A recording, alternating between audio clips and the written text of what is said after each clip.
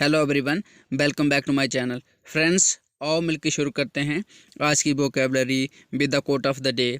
आज का quote of the day है perfect is the enemy of good. इसका मतलब ये हुआ कि जो परफेक्शन होती है वो गुडनेस का क्या शत्रु होती है। क्योंकि परफेक्शन चाहना गलत बात नहीं है, लेकिन परफेक्शन के चक्कर में गुडनेस खो देना वो गलत बात है। क्योंकि अक्सर में ऐसा होता है हमारे जीवन में, हम परफेक्शन के चक्कर में गुड को खो देते हैं। हम हमेशा चाहते हैं कि इस चीज़ में हम बेस्ट बने। उस बेस्ट के चक्कर में हमारे पास जो चीज़ होती है उसको इग्नोर कर देते हैं, और जब हमारे पास जो चीज़ होती है उसको खो देने के बाद हमें याद आता है कि जो परफेक्ट थे चाहते थे वो तो मिला नहीं, लेकिन जो गुडनेस हमारे पास थी वो खो गई। तो इसलिए बेहतर है कि आप परफेक्शन की चाहत रखें मन में, लेकिन आपको अपने गुड को नहीं खोना। आपके पास जो संसाधन है वो खोने नहीं है ज़्यादा के चक्कर में, क्योंकि ज़्यादा पाना गलत बात नहीं है, पर जो आपके पास है उसको भी संभाल के रखना सबसे पहली बात है। तो मिलकर शुरू करते हैं। तो शुरू करते हैं आज की vocabulary with the Hindu editorial. सबसे पहला शब्द है स्कैथिंग। स्कैथिंग का मतलब होता है expressing a very strong negative opinion about somebody या समथिंग। किसी के बारे में जब आप बहुत गलत बात बोलते हो, अपने विचार गलत तरीके से रखते हो, तो उसको बोलते हैं स्कैथिंग। जैसे आप कोई गाली दे रहे हो, किसी को उल्टा सीधा बोल रहे हो कि वो ऐसा है, जो वो ऐसी है, तो या कुछ भी किसी व्यक्ति वस्तु के बारे में, तो उसको बोलते हैं स्कैथिंग। अगला शब्द है लीवरेज। लीवरेज का मतलब होता है the power to influence the results. देखो, इसका दो मतलब होते हैं। लीवरेज का एक मतलब होता है कि किसी चीज़ का फ़ायदा उठाना, ठीक है, और दूसरा जहाँ पर जो इसका भी मतलब है, इसका मतलब है the power to influence results. मतलब आपके पास वो क्षमता, वो शक्ति जिसकी वजह से आप किसी को प्रभावित कर सकते हैं।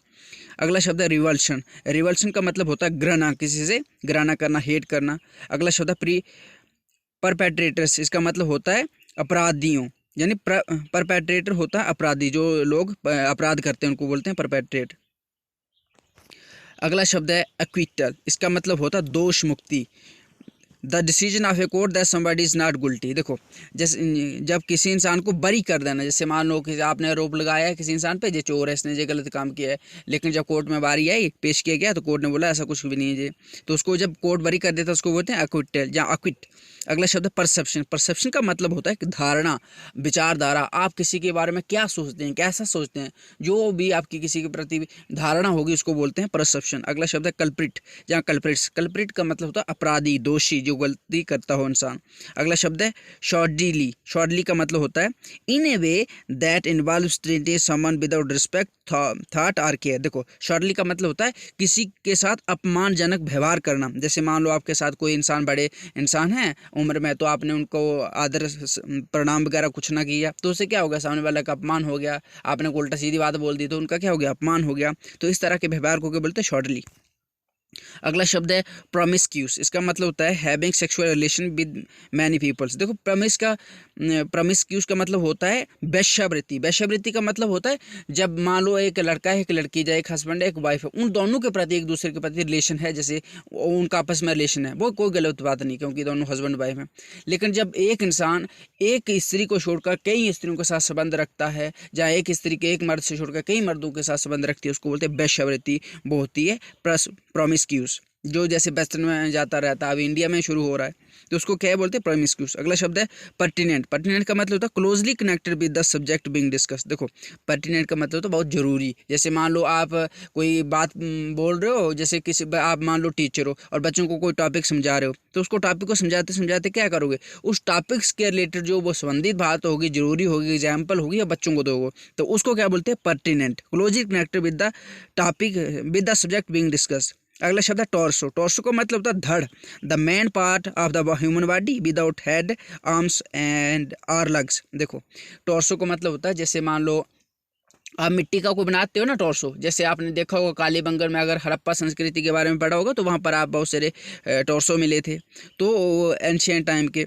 तो उन टॉर्सो का मतलब होता है जिस ऐसा धड़ जिसके बाजू भी नहीं, जिसकी टांगे भी नहीं, जिसके सर भी नहीं, लेकिन बीच वाला हिस्सा, पेट वाला, छाती वाला हिस्सा, उसको बोलते हैं टॉर्सो। अगला शब्द है गोरी। गोरी का मतलब होता है full of violence and blood, हिंसा और रक्तपात से परिपूर्ण। ऐसी जैसे ना, गोरी का मतलब होता है जहाँ पर लोगों की बहुत लड़ाई झगड़ा हो, मारकाट हो, हिंसा हो, तो उसको बोलते हैं गोरी। अगला शब्द है फेरोसिटी, फेरोसिटी का मतलब होता है क्रूरता, जैसे होता है ना कि कितना फेरेशियस है, वायलेंट है, क्रूर है, अग्रेसिव है। अगला शब्द है वेंजफुल, वेंजफुल का मतलब होता है dispose to seek revenge or intender for revenge. देखो कहने का मतलब इसका ये हो गया, वेंजफुल का मतलब होता है किसी से बदला लेना, किसी से बदला लेने की भावना। देखो वेंज का मतलब होता है बदला, या वेंजफुल होता है बदला लेने की भावना किसी से। अच्छा सामने वाले ने आपको गालियाँ दे दी, तो मान लो 2-4 इकट्ठे हो गए, आपको पीट गए, आप अकेले हो, तो आपने मन में क्या लिया, बेटा जब तुम हमें मिलोगे हम कूटेंगे 2-4 इकट्ठे होके।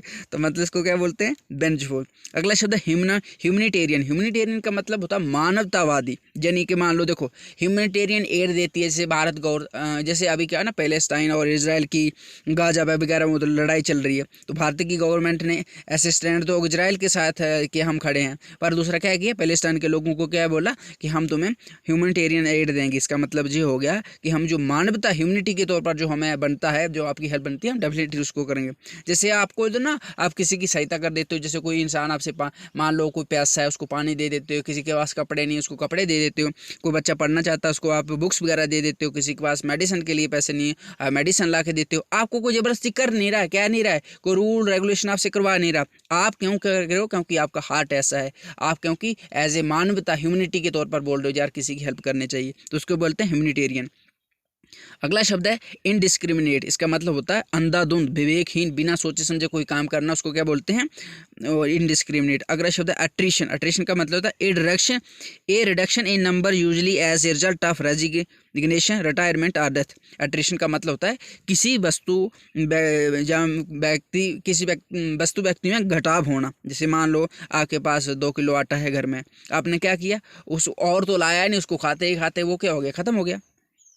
जैसे और दूसरा का मतलब क्या एग्जाम्पल हो गई, जैसे मान लो आपके पास एक सेना है, सेना के 80 जवान है, आपके पास उस सेना में नई भर्ती तो हो नहीं रही है, पहले वाली जो रिटायर हो रहे हैं धीरे धीरे क्या घट रहे हैं, तो उसको क्या बोलते हैं एट्रिशन।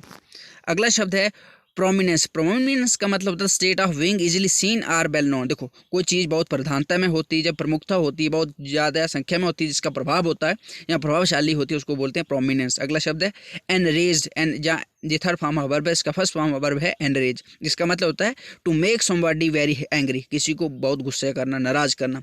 अगला शब्द है अलाई, अलाई का मतलब होता है a country that has an agreement to support another country especially in a war. देखो अलाई का मतलब होता है संधि, किसी अलाई का साथी, सहयोगी। जैसे मान लो आप एक देश है, मैं एक देश हूँ, तो हमने क्या किया, जैसे एग्रीमेंट साइन कर लिया कि हम जब कहीं लड़ाई होगी तो हम एक दूसरे का साथ दे देंगे। जैसे हमारे पाकिस्तान के साथ लड़ाई हुई थी, तब इजराइल ने हमारा साथ दिया था, तो एक तरह का हम मान सकते हैं इजराइल हमारा अलाई है।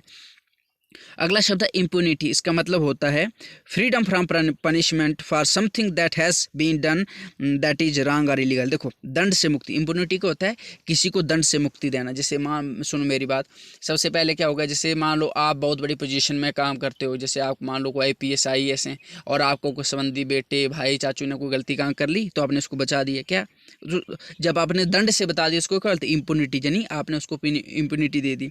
अगला शब्द है बोझ, बोझ का मतलब होता है संकट, दुख, पीड़ा, समस्या। Vocabulary from different newspapers. Make clear का मतलब होता है स्पष्ट। अंडरवे का मतलब होता है चल रहा, ऑन गोइंग, जैसे बोलते हैं ना the work is on going, the repairing of this home is underway यानी कोई काम चल रहा है। डिप्लोमेट का मतलब होता है राजनयिक, यानी कोई ऐसा एम्बेसडर जो हमारे देश को रिप्रेजेंट करता है बाहर उस देशों में, उसको बोलते हैं डिप्लोमेट। अगला शब्द है एक्टिविस्ट, एक्टिविस्ट का मतलब होता है कार्यकर्ता। अगला शब्द है लॉबिस्ट, लॉबिस्ट का मतलब होता है पैरवी करना किसी चीज़ को, जैसे किसी को इन्फ्लुएंस करना। जैसे ना जैसे इंडस्ट्री वाले लोग क्या कर देते हैं, सरकार को लॉबी कर देते हैं, प्रभावित कर देते हैं। क्यों? क्योंकि सरकार की जब इलेक्शन होती है तब वो फंडिंग देते हैं, और फिर गवर्नमेंट उनके हिसाब से पॉलिसीज बनाती हैं, जिसको बोलना लॉबी करना यानी किसी को प्रभावित करना।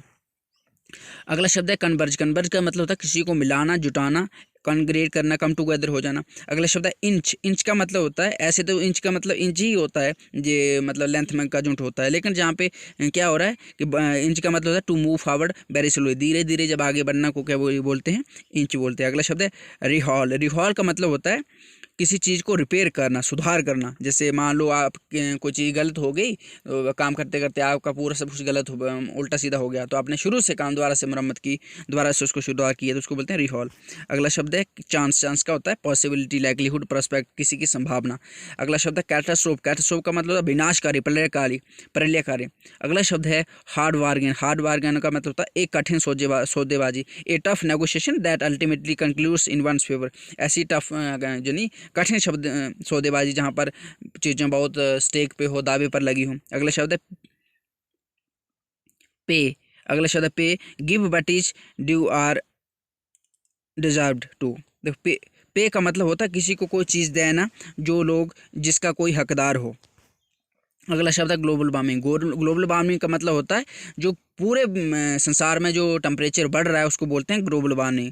N increase in the average temperature of the earth's atmosphere, उसको क्या बोलते हैं, अर्थ का जो एवरेज टेम्परेचर अर्थ एटमॉस्फेयर का उसको जो बढ़ रहा है उसको बोलते हैं ग्लोबल वार्मिंग। अगला शब्द है कंप्रोमाइज़। कंप्रोमाइज़ का मतलब होता है समझौता करना। अगला शब्द है अकाउंट फॉर। इसका मतलब होता है रिस्पॉन्सिबल होना, किसी के लिए उत्तरदायी होना। अगला शब्द है एक्सरबेट। एक्सरबेट का मतलब होता है किसी चीज़ को बद से बदतर बना देना, बहुत बिगाड़ देना। अगला शब्द है stand to lose the most. इसका जो फ्रेज है इसका मतलब होता है मे माइट लूज, सबसे ज़्यादा खोना, यानी stand to lose the most का मतलब सबसे ज़्यादा खोना। अगला शब्द है गिवन। गिवन का मतलब होता है कंसीडरिंग, देखते हुए। एक होता है गिवन जैसे किसी को दिया, वो जहाँ पर नहीं, इसका मतलब जहाँ पर है ये प्रीपोजिशन है, जहाँ पर देखते हुए, जैसे given the question, given the answer, given the conditions, तो उनको क्या बोलते हैं, देखते हुए, या उनको मानते हुए। अगला शब्द है non binding. Non binding, non binding का मतलब होता है जो चीज़ किसी पर बाध्यकारी नहीं होती। जैसे मैंने कोई रूल्स फॉलो कर दिए, जैसे ना हमारे क्या है फंडामेंटल ड्यूटीज़ हैं, वो क्या है हमारे पर बाइंडिंग नहीं कि अच्छा हमें फॉलो करनी ही करनी है। उसमें लिखा क्या है, जैसे हमारे एनवायरनमेंट को बचाना है, औरतों की निंदा नहीं करनी है, उनका मतलब सम्मान करना है, हमारे कानून को फॉलो करना है, बहुत सारी चीज़ें बताई गई है। लेकिन बहुत सारी चीज़ जरूरी, आपको कानून आप पे काम नहीं करेगा, अच्छा उनको फॉलो नहीं करेगा तो आपको दंड मिलेगा, नहीं, ऐसा कुछ भी नहीं है।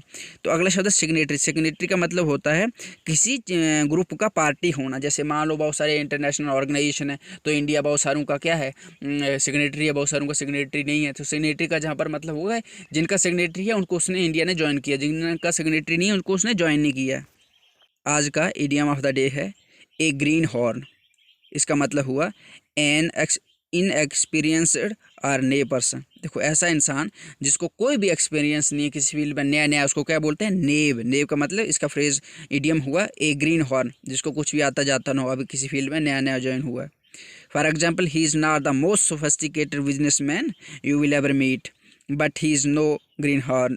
कहते हैं he is not the most sophisticated, कहते हैं कि वो सबसे ज़्यादा तेज रहा जहाँ एक्सपीरियंस बनता नहीं है, ले बिजनेस नहीं है, जो उससे आप मिलोगे, लेकिन वो क्या है कि नया नया भी नहीं है, मतलब मीडियम में बोल सकते हैं, ना ज़्यादा उसको सोफिस्टिकेटेड है, ज़्यादा एक्सपीरियंस है, ना ही वो कम नेब है, मतलब कम उसके पास एक्सपीरियंस, तो उसके बीच वाला है। तो इसी के साथ मैं लेता हूँ आपसे अलविदा। So I hope you like the video. So if you like my video please like and share this video. So thank you for watching. Have a nice day.